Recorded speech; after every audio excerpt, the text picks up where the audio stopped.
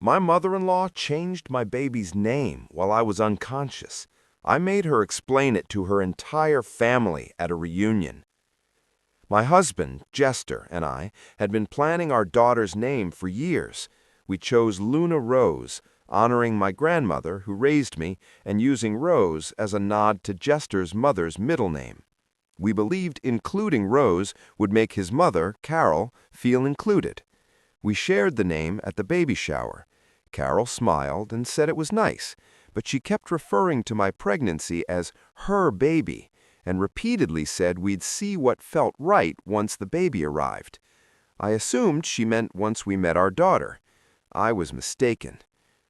I had a difficult labor that ended in an emergency C-section. I lost a significant amount of blood and remained unconscious for 6 hours afterward. Jester stayed by my side the entire time, holding our daughter and making sure I was stable. During recovery, Carol offered to take care of the birth certificate paperwork. She said she wanted to help since Jester was focused on me and the baby.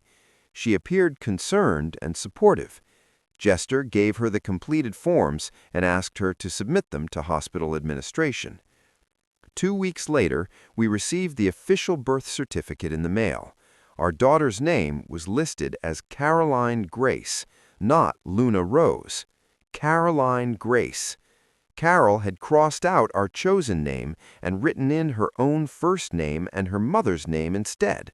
She had literally named our child after herself. When we confronted her, she said Luna was too trendy and that our daughter deserved a classic name with real family meaning. She claimed Caroline sounded stronger and more appropriate for a future professional. She even said we would thank her one day when our daughter applied to college because Luna sounded like a stripper's name. She said this about the name we chose to honor my late grandmother. Jester was furious, but Carol began crying and insisted she was only trying to help. She said we were young and emotional and that she had more experience with these matters. She reminded us that she raised Jester and knew what was best for the family. She claimed the baby looked like a Caroline and that Luna didn't suit her face. The fact that she felt entitled to decide this about a 2-week-old child was staggering. We immediately began the legal process to correct the name. We were told it would take months and cost hundreds of dollars. It required a court order, public newspaper notices, and an appearance before a judge, all because Carol believed she knew better.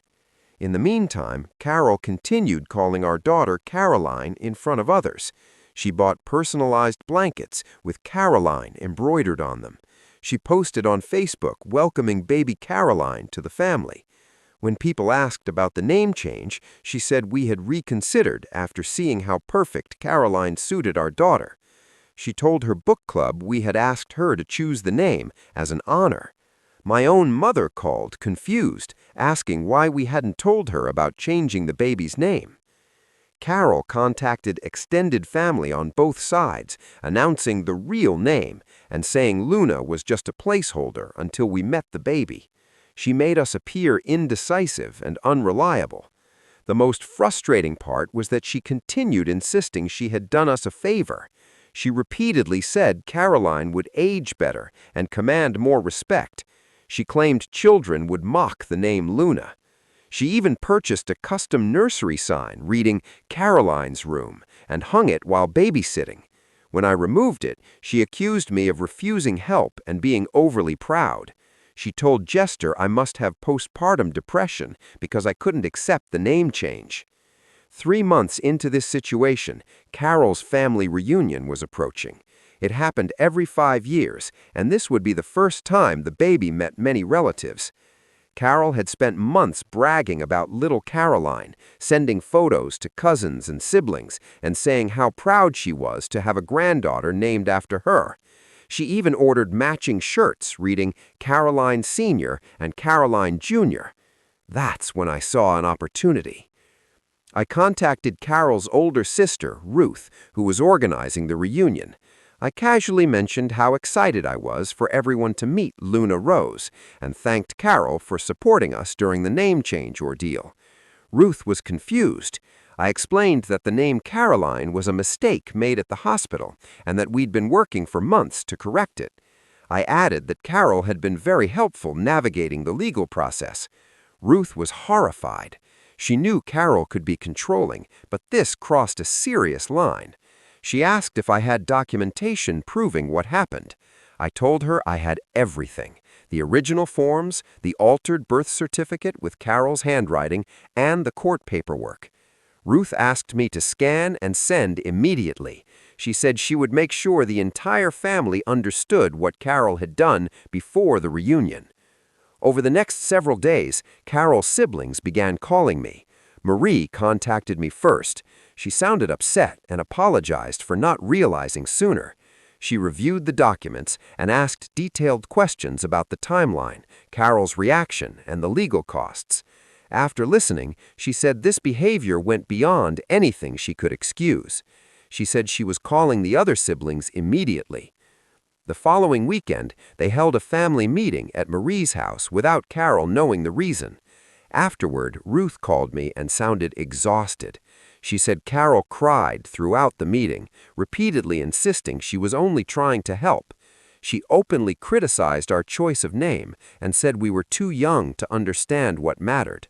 When asked how she would feel if someone had changed Jester's name at birth, Carol replied that it was different because she would have chosen a good name from the start.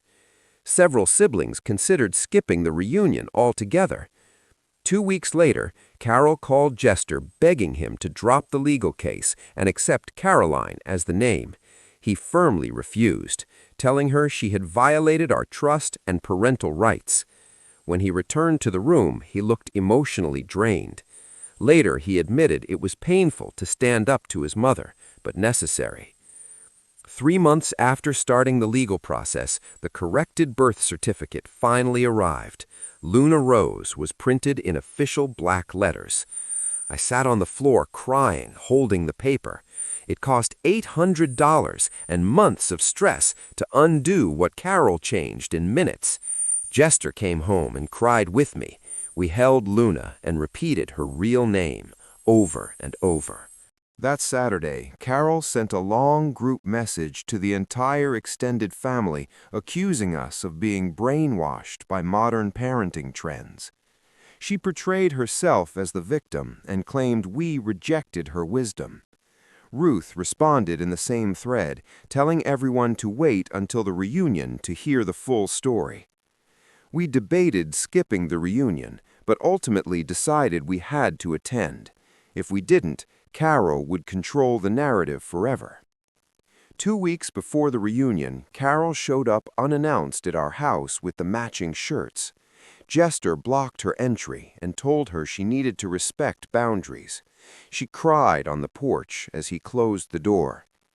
I spent the nights leading up to the reunion anxious and afraid of being blamed. Ruth later warned me that while most relatives understood how serious this was, a few believed I should have let it go for the sake of peace. On the morning of the reunion, we dressed Luna in a onesie that read Luna Rose. It felt petty, but necessary. When we arrived, Ruth greeted us loudly and proudly introduced Luna Rose to the family. Carol froze. When she attempted to take the baby, Jester stepped in front of her and calmly refused. Marie then publicly apologized to me for Carol's actions. Carol attempted to gather everyone for a photo with baby Caroline. No one moved. Ruth stepped forward and asked Carol to explain in front of everyone why she changed the baby's name without permission while I was unconscious. The pavilion erupted. Jester presented the legal documents. Ruth read Carol's Facebook posts aloud. Marie shared what Carol told her book club. One lie after another was exposed. Carol cried and claimed she only wanted what was best. No one defended her. The truth was finally public. And for the first time since our daughter was born, Carol no longer controlled the story. I felt my throat tighten and my hands begin to tremble. I had been standing there silently, holding everything in while everyone else spoke. Now it was my turn. When I finally spoke, my voice sounded steadier than I expected. I told them about waking up after the emergency surgery. I explained the blood loss and how I had been unconscious for 6 hours. I described how terrified Jester was and how he stayed beside me the entire time. Then I talked about receiving the birth certificate 2 weeks later. I explained what it felt like to see Caroline Grace printed where Luna Rose should have been. I said it felt like my daughter's identity had been taken while I was unconscious and unable to protect her. I spoke about my grandmother, who raised me after my parents passed away. I explained that Luna was her name and how important she was in my life. I said Carol erased that and replaced it with her own name, as if my grandmother's memory meant nothing. I noticed several women in the crowd wiping their eyes. One covered her mouth with her hand. Another nodded slowly, clearly understanding. I saw Jester's aunt quietly wiping away tears. The emotional weight of it was finally reaching people in a way legal explanations hadn't. Carol tried to interrupt me. Her voice sounded desperate now. She said she was protecting our daughter from a silly, trendy name. She claimed Luna would hurt our daughter's future opportunities. She said children would make fun of the name. She kept insisting Caroline was classic, professional, and respectable. She listed reason after reason, as if repeating them might convince someone. Flying spoke up from the edge of the group. She said Luna was a beautiful name. She pointed out that many children now have nature-based names and that no one is teased for it. She mentioned her own child's class included names like River, Sage, and Willow. Then she looked directly at Carol and said that even if Luna were the worst name imaginable, Carol still had no right to make that choice. She said parents, not grandparents, name their children. Several relatives nodded in agreement. Flynn raised his hand as if he were in school and asked about the legal costs Jester mentioned earlier. Jester adjusted Luna in his arms and explained the process. He said we spent $800 in legal fees. He described needing a court order, publishing notices in the newspaper, and appearing before a judge. He said the process took 3 months, holding up 3 fingers to emphasize the point. He said Carol caused all of that with 5 minutes of fraudulent paperwork. 5 minutes of her deciding she knew better cost us months of stress and hundreds of dollars. Several relatives looked stunned. Someone said they hadn't realized it was so complicated.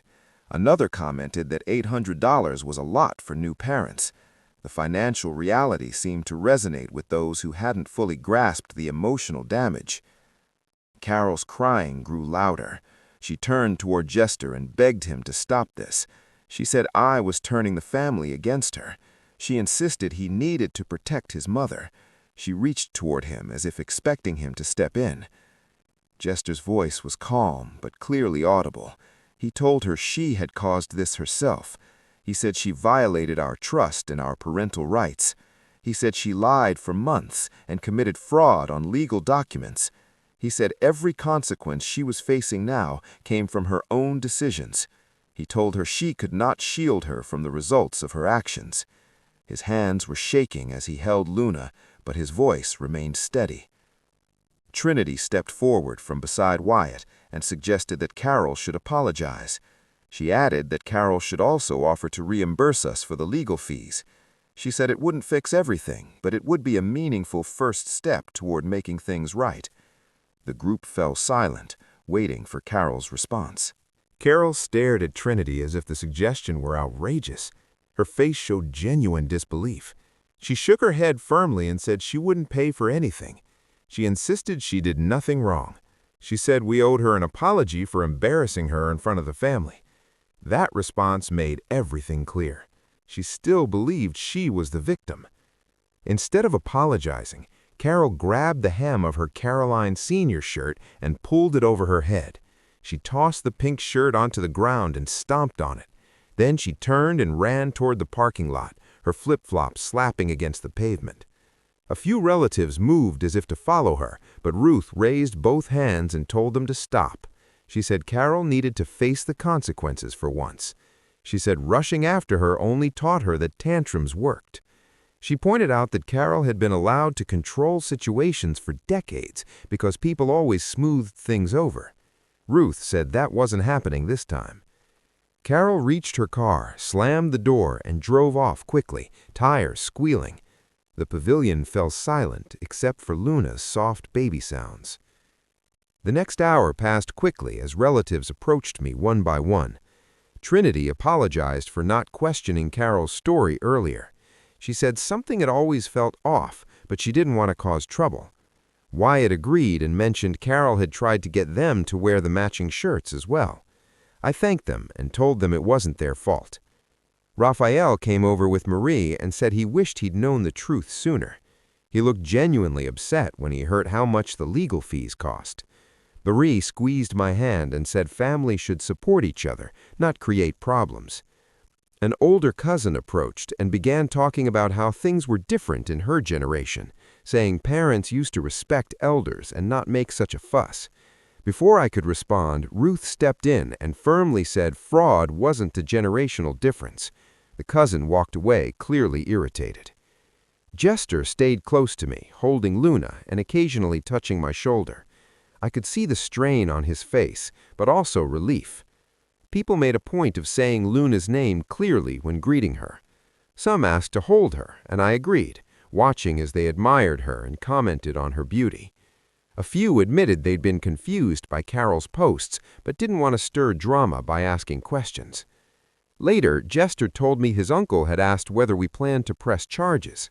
Jester explained that we only wanted Carol to stop lying and respect our decisions.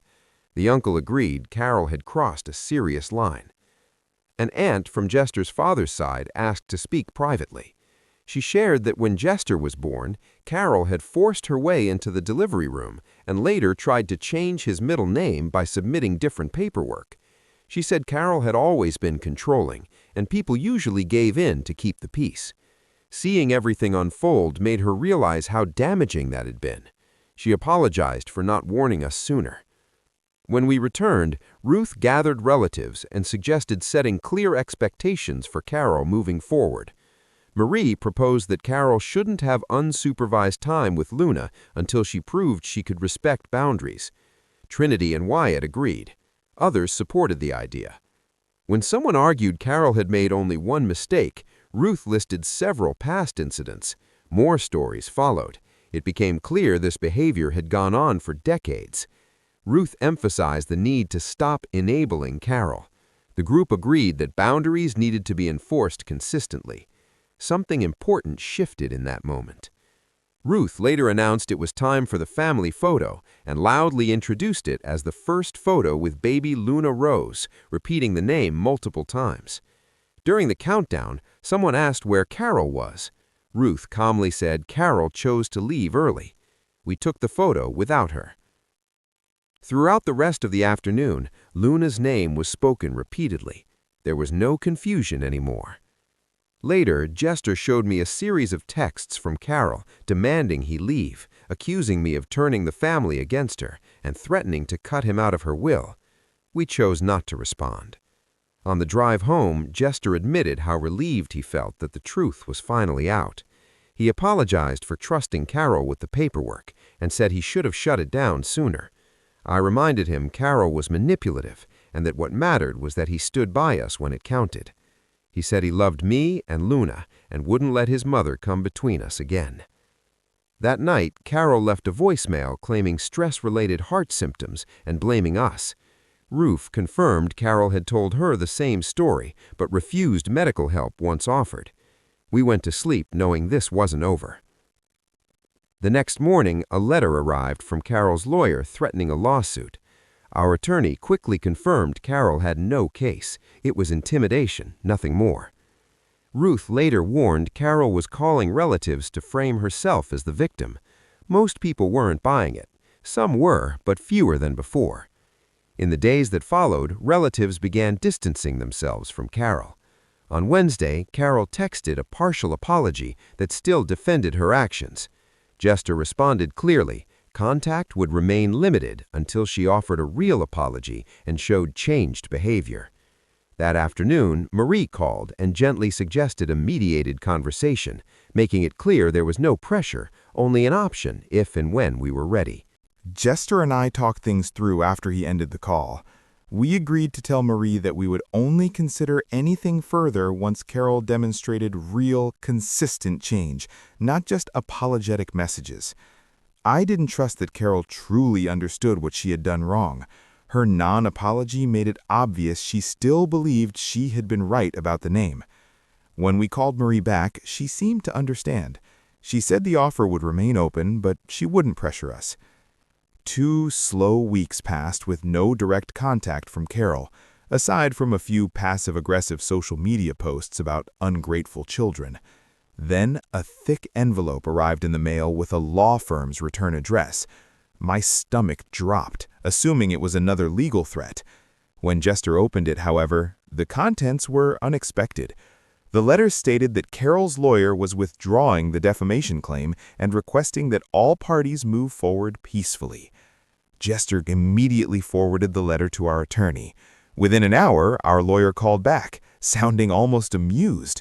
He explained that this meant Carol had finally accepted that she had no legal footing and was backing down entirely. According to him, her own lawyer had clearly laid out the reality of the situation. We no longer needed to worry about a lawsuit. The relief was overwhelming. I had to sit down as it washed over me. Jester looked lighter too, as if a heavy burden had been lifted. That evening, we sat at the kitchen table with a notebook between us and wrote out firm boundaries for any future interaction with Carol. There would be no unsupervised time with Luna under any circumstances. Any attempt to undermine our parenting would result in her being asked to leave immediately. She was required to use Luna's correct name every single time. If she bought anything with the wrong name, it would be returned and she would lose visiting privileges for a month. Everything was written clearly to avoid confusion later.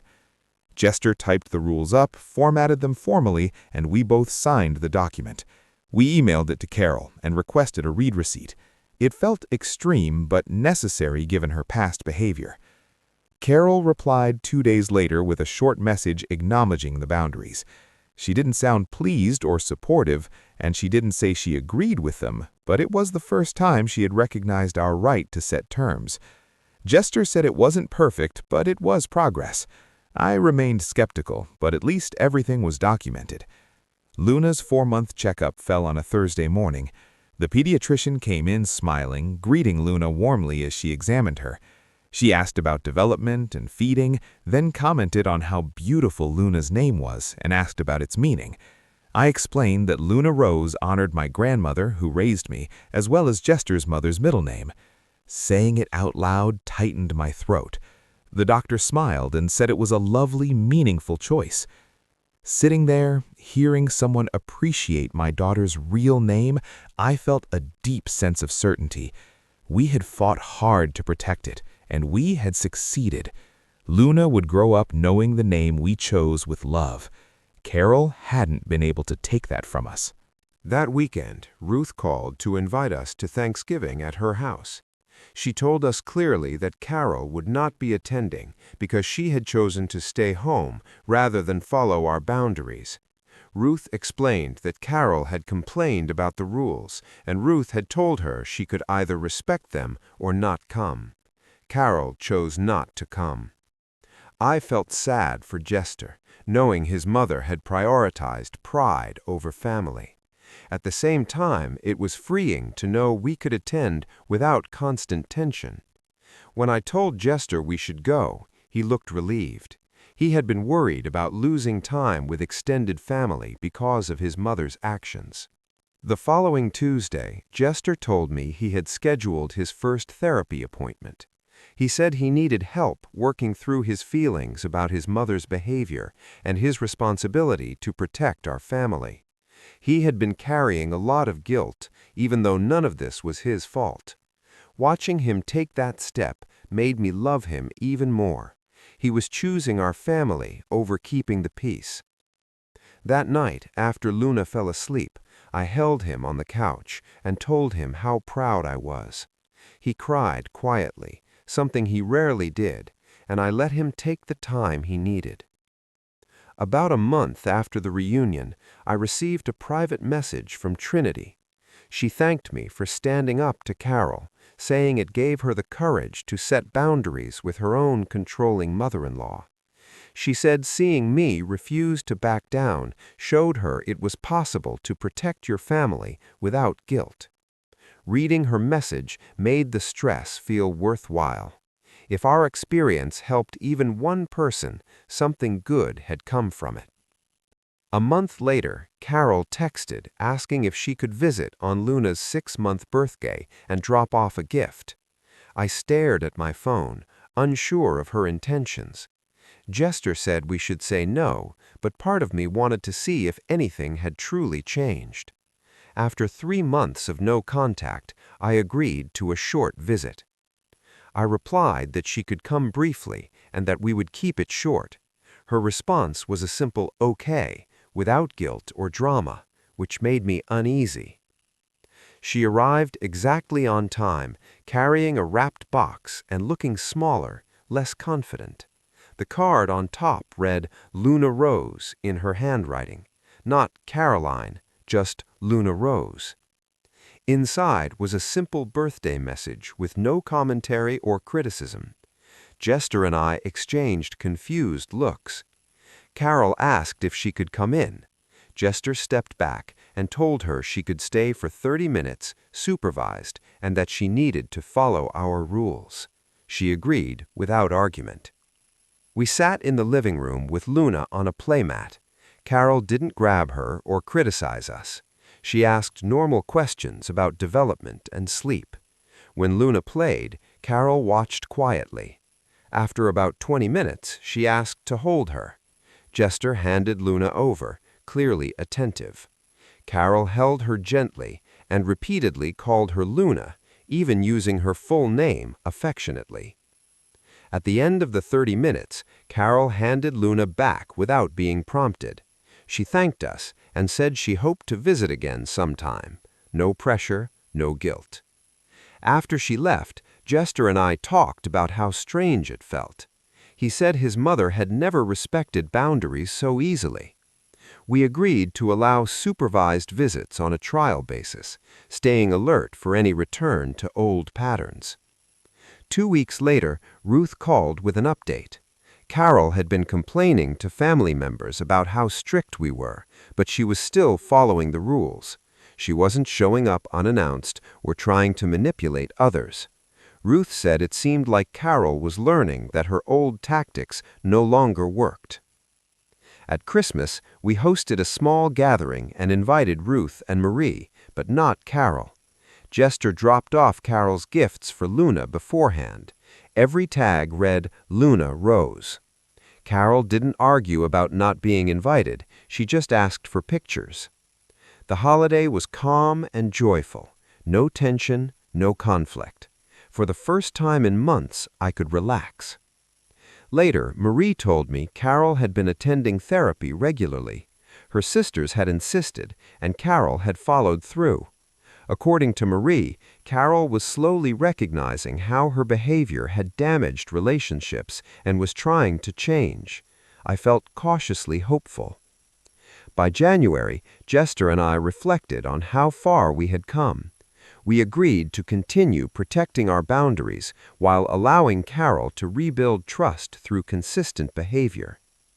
When Luna's first birthday approached, we agreed to invite Carol under clear expectations. She asked permission, respected the rules, and used Luna's name correctly throughout the party. Later, she offered a sincere apology, taking responsibility without excuses. We accepted the apology with the understanding that trust would take time. Over the following months, Carol continued to respect boundaries. The relationship wasn't perfect, but it became manageable. At a summer family gathering, Luna took her first steps while everyone was watching. Carol cheered, calling out Luna's full name with genuine pride. Hearing that felt like a turning point. Our daughter would grow up knowing her real name and seeing her parents model healthy boundaries. After everything we endured, That felt like the best possible outcome.